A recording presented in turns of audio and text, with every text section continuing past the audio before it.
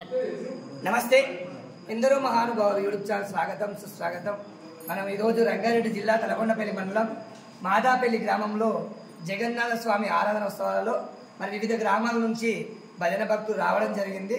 కొంతమంది చేసి వెళ్ళిపోయారు, మరి కొంతమంది ఇక్కడ చేసే వాళ్ళు కూడా ఉన్నారు. మరి వీళ్ళు సుదూర ప్రాంతం నుంచి వచ్చారు, ఎక్కడి నుంచి వచ్చారు, ఏ గ్రామం నుంచి వచ్చారు మనం ఒకసారి అడిగి తెలుసుకునే ప్రయత్నం చేద్దాం. నమస్కారం సార్. నమస్కారం సార్. ఎక్కడి నుంచి వచ్చారు మీరు? మా షాద్నగర్ సార్, మోతిగనపూర్ అన్నారం గ్రామం అని. ఎంతమంది వచ్చారు సార్? దాదాపు 8 మంది వచ్చాము సార్.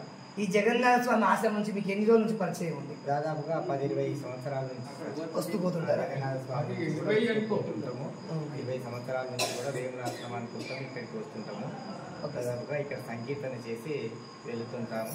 మరి అప్పటి నుంచి కూడా ఇక్కడ మనకు శంకరయ్య సార్ కూడా పీఠాధిపతి అయిన తర్వాత, శంకరయ్య స్వామి పీఠాధిపతి అయిన తర్వాత తప్పక పెద్దలు, గౌరవనీయులు, పూజ్యులు అంత దూరం వచ్చి మమ్మల్ని ఆహ్వానించడము, ఈ గురుస్థానానికి మేము రావడము మా యొక్క జన్మ ధన్యతని భావిస్తున్నాము సార్. గత ఒక 10 సంవత్సరాల నుంచి కూడా మేము తిరుపతిలో ప్రతి సంవత్సరానికి 2 సార్లు ఇదే టీము తిరుపతి టీటీటీ ఛానల్ ద్వారా వెళ్ళి అక్కడ వాళ్ళే మమ్మల్ని ఆహ్వానించి భజన కూడా చేయిస్తుంటారు. తిరుపతి కూడా చేసి వస్తుంటారు. ఎంతమంది సార్ మీ సంఖ్య ఎంతమంది ఉంటారు? దాదాపుగా 12-14 ఉంటాం సార్. అని మీరు సమాచారం ఇస్తే వెళ్ళి భజన చేసే అవకాశాలు ఉంటాయా? ఉంటాయి సార్, తప్పకుండా చేస్తాం. మీకు ఎంత ఒక వారం రోజుల ముందు చెప్పాలా ఎట్లా? దాదాపుగా పనులు ఉన్న వాళ్ళు కనుక వారం రోజుల ముందు చేస్తే ఒక ప్లాన్ అనేది వాళ్ళు డిసైడ్ చేసుకుంటారు. మరి మీ దాంట్లో యువతరం ఎవరు కనిపించట్లేదు, వాళ్ళని ప్రోత్సహించట్లేదా మీరు యువకులను? సార్, ఈ కాలంలో ఒక చేతిలో సెల్ అయింది, ఇంకో చేతిలో రిమోట్ అయింది కనుక ఉండే 2 చేతుల సెల్, రిమోట్. ఇంకా వాటి 2 తీసేస్తే బుక్ అయిపోయింది సార్ పుస్తకాలు ఈ రోజుల్లో. కనుక అటువంటి వాళ్ళకు కూడా ప్రోత్సాహం ఇస్తున్నాము, ప్రయత్నం ప్రయత్నం చేస్తున్నాము. మా దాంట్లో మహిళా మండలి కూడా ఉన్నారు. ఇంకా భజన పాడటం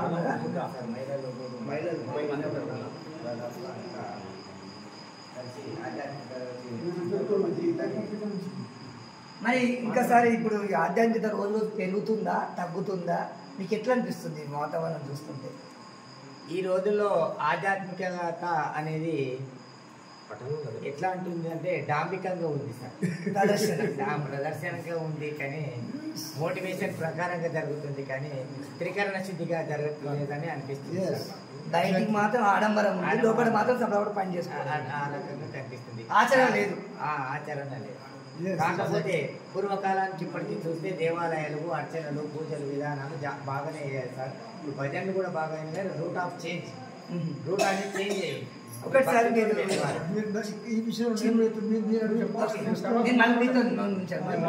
చిన్న విషయం సార్, ఇప్పుడు కీర్తనలు చెప్పేటప్పుడు ఇది ఆశ్రమం కదా, మనం అంటే ఇప్పుడు ఈ చిన్నదాస్ కీర్తనలు ఉన్నాయి, ఆత్మచల కీర్తనలు ఉన్నాయి. ఈ మధ్య కొంతమంది ఏం చేస్తారు అంటే ఇవన్నీ పక్కకు పెట్టేసి ఆ సినిమా స్టైల్ అవి తీసుకుంటారు. అంటే ఈ కీర్తనలు ఇవి అంకితం ఉన్న కీర్తనలు బెటర్దేనా? ఇప్పుడు వచ్చే కొత్త ఫ్యాషన్ వస్తుంది కదా, ఏది బెటర్ అంటున్నారు?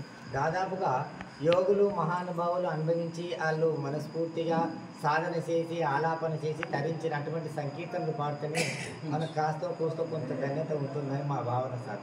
మేము పాడి ఇప్పుడు ఆలాపన చేసినా కూడా అటువంటి సంకీర్తనలే. చాలా బాగుందని మీకు ఇప్పటిదాకా చూశాను. అందరూ ఒకరే కలిసి పాడినట్టు ఉంది. మరి ధన్యవాదాలు సార్. మీరు ఇంకా ఇలాంటి కార్యక్రమాలను పాల్పంచుకుంటారని ఆశిస్తున్నాము. ఇక్కడ ఆశ్రమంలో చాలా మంచి అవకాశం ఇచ్చి మా జన్మను ధన్యతం చేసినటువంటి మహానుభావులు, ఆశ్రమ పీఠాధిపతులకు మా భజన మండలి తరఫున మేము ప్రత్యేక ధన్యవాదాలు చెప్తున్నాం సార్.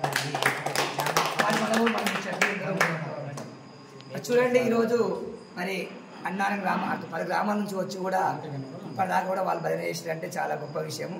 వారందరికీ కూడా మరి జగన్నాథ స్వామి ఆశీర్వాదాలు లభించాలని మనసా వాచ కోరుకుంటాం. జై శ్రీరామ్, జై హింద్, జై భారత్.